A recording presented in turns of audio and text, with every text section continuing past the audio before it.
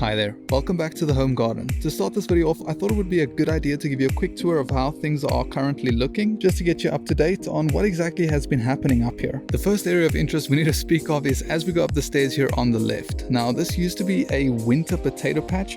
Didn't do particularly well, but I did make a short about it if you'd like to check it out. Now what I've done here is I have planted a bean, which does seem to be growing very well. Apart from that, I've got a few lettuce that I've planted in the ground here, and then I believe I've also planted a few Swiss chards. They seem to be coming up more or less where I planted them, which is actually very good to see. And then there are also a few bunching onion over there somewhere. But apart from that, I've also planted some parsley, and then there's a pepper right here.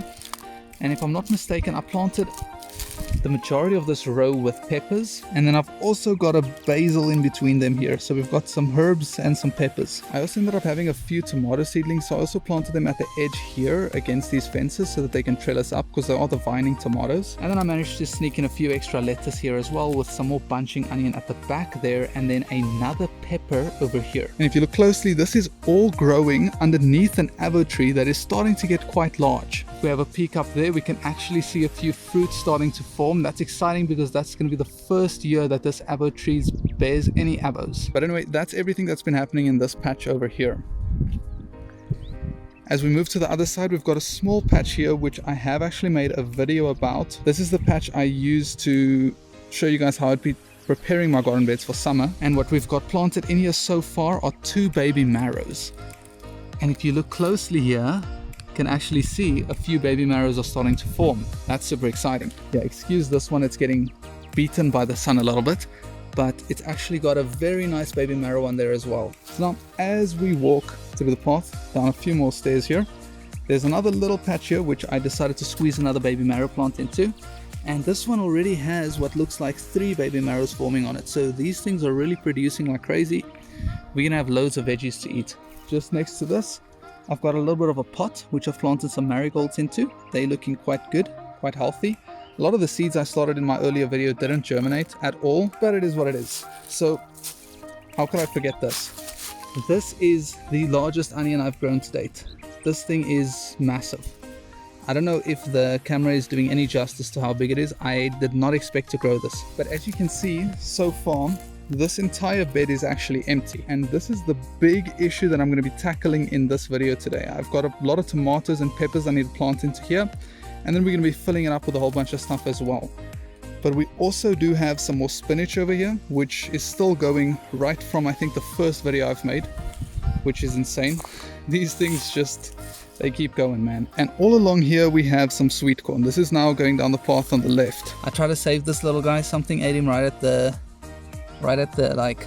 bottom there. I have no idea if it's gonna work, but he's still alive. So if you have a look at it from this side, you can see there's some sweet corn all along here. Majority of them did not germinate, which I'm quite upset about, not gonna lie. But I'm also getting a few gem, I think squash. I think they're a type of squash started. I think there's one germinated somewhere over there. And basically the plan with that is just to have it grow through like underneath all of the sweet corn here. And then I'd also like to plant a few beans to grow up the sweet corn. And the sweet corn are also forming underneath this little pecan nut tree. This thing's already put on like, I think over 1 meter of growth this season. So that's super exciting. But nonetheless, looking to the left here, surprise, surprise, a lot more baby marrow and some more Swiss chard. And if we pivot a little bit more, this is a weird garden bed that I wasn't expecting to do too well because of the sheer amount of shade it receives.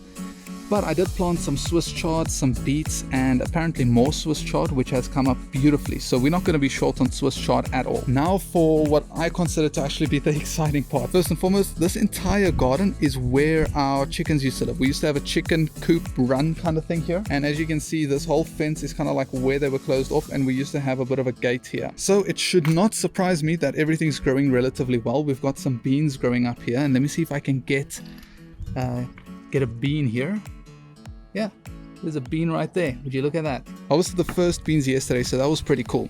And if we come down here, I have planted a few broccolis here. I do expect this to be quite shady, so I'm really hoping to get something from the broccoli. And surprise, surprise, more baby marrow. Who saw that coming? Oh, would you look at that? There are 2 plants. And basically all along this fence, I've also planted more beans, and I'm hoping that they all grow up to be quite tall and to produce quite well. Clearly a lot of empty space. I did plant some bunching onion along there, which I don't know, a lot of them didn't quite make it, and I'm hoping that some of them do still. And then obviously also empty space here and all the way over here. Now this part over here is also quite exciting because this is where I've planted my cucumbers. First time in my life that I'm growing cucumbers, super excited about that. Let me see if I can spot a few. You can see them right over there. That's really exciting. I've never grown cucumbers before, so actually seeing some of them successfully form is so rewarding. Anyway, this is going to be a little bit of like, I want to say a salad garden, because obviously we've got our cucumbers there. I've planted a few more lettuce, which let me see if I can find them all. Some of them just don't make it. I think they're like worms that cut the stuff off at the stem, which is quite a bummer. And I've also planted some Swiss chard in there. I know I planted a few more here, but I can't find them. I think the worms must have gotten to them. But anyway, in my opinion, you can't really have a nice salad without sweet tomatoes, which is why I've planted tomatoes in each corner of this bed. And I've built a little bit of a weird trellis to kind of trellis them up. I realize in theory it looks cool and it might work, but I think the tomato plants are going to become just too bushy to actually allow it to work. But I've also planted a pepper in here. I have no idea if this is a jalapeno or a sweet banana pepper. I can't remember. But I've also planted a parsley in here and then a few bunching onion in here as well. Just like to have a little bit of variety in the salad. So quite excited about that. Woo, all the bending down is getting me out of breath. Anyway, now we're going to head up a little bit more. As we head up here under the lemon tree, we can see that I've planted a few butternut, which are starting to grow. I'm not sure if there are any fruits starting to form on this one just yet. You can see there's actually a little one forming there. So just hope it gets pollinated and doesn't get eaten by stuff. We probably lose about 80% of our butternut to pests at the early fruiting stage. Now coming over to this hubbard over here that's been growing all the way from the bottom underneath the lemon tree, we finally, after I want to say a few weeks of this thing trying to fruit, have had a successful hubbard form. However, if you look closely, you can see that little hole there. I really hope that just stops there and it doesn't continue to rot the plant, because it'll really bum me out if after all this work that thing rots out. But there's also another one forming up here that seems to have been successfully pollinated, which is great. But it does also have a bit of a spot on it, which, yeah, I'm just hoping for the best. But if we turn right from there, this is where I've got a little bit of an onion patch going. This entire thing was planted a lot more densely than what it currently is, but unfortunately we had a few birds come through here, and I think cats come through here, and they just broke the onions down. And I did mulch here recently because I know onions love water, but as you can see, the onions are starting to form. I hope the mulch doesn't prevent doesn't cause like resistance for the bulbs to swell. I mean, for the most part it is pretty loose, so I don't really expect it to cause that much resistance. I'm just hoping for the best here. I just walked through a massive spider web. I hope there's not a spider on me. But the mulch is very important. The spring temperature has already gone up to like 33 Celsius. I don't know, my phone said 35 at a stage. That's crazy. Anyway, this patch over here is under another avo tree, as you can see over there. This one's, believe it or not, this one's actually older than the one down there. It's just not in as good of a spot. But as you can see, there's some more sweet corn planted here. This sweet corn actually came from a somewhat failed sweet corn that I grew last season, but still harvested some of the seed from. So we'll see what we get out of this patch. But I also snuck a few more butternut seeds in the bed of the avo here. And as you can see, this thing is growing quite well. It's looking pretty healthy too. Oh, except for that little bit of disease there. That's not great. But now we're coming up to the main butternut patch. Now, accidentally ended up growing what seems to be like two different varieties here.